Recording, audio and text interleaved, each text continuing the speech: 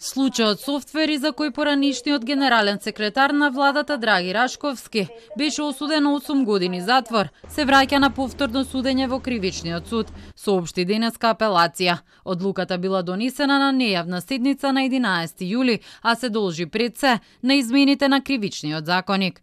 Жалбата на основното јавно обвинителство за гонење на организиран криминал и корупција, со која се побива првостепената пресуда во овој дел поради одлуката за кривичната санкција.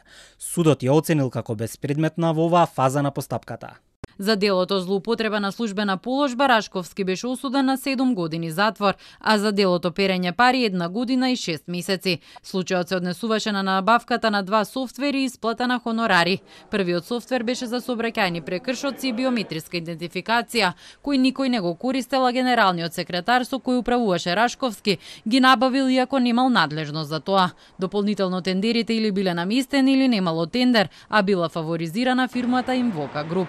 Вториот дел од пресудата се однесуваше на тоа дека Рашковски исклучувал авторски договори со физички лица, што не ги извршувале работните обврски. Рашковски според пресудата на апелација останува во домашен притвор, односно и натаму важат мерките на предпазливост. Осудени во случајот беа и професорот Ивица Димитровски, носител на проекти на Финки, надворешниот соработник на владата Игор Христов, потоа Даниел Станчев од Инвока Груп, како и Ирена Ивановска, Игор Ивановски и Маја Силјановска, надворешни соработници на владата.